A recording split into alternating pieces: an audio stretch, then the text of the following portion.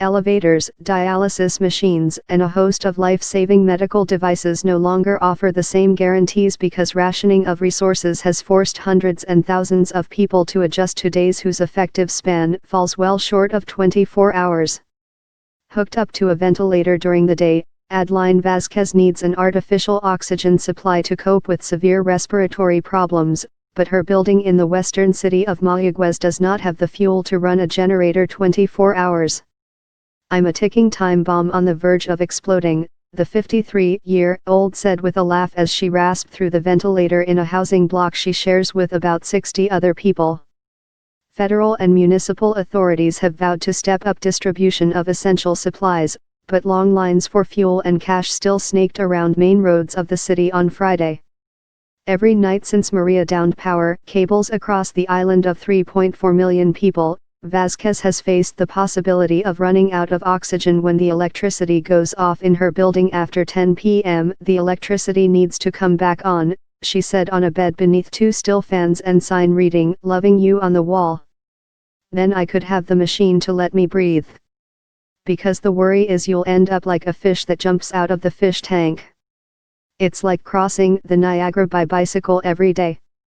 One floor down from Vasquez, Santos Medina rested his head on his left hand as he sat in a rusted wheelchair, empty medicine vials strewn on the table at his elbow.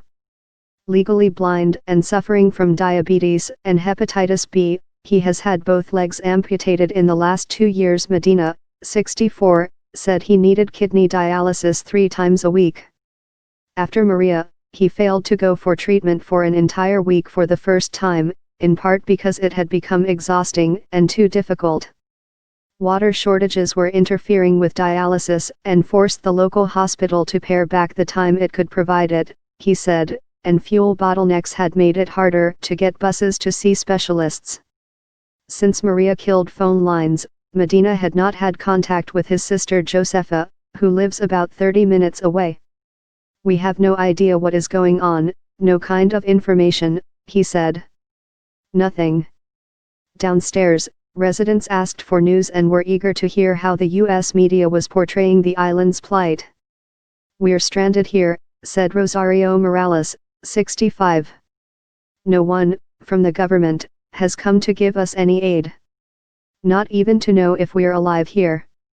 One Mayagüez retirement home had even managed to turn off its diesel generator and was being supplied by the state power utility, said building administrator Edward Silva.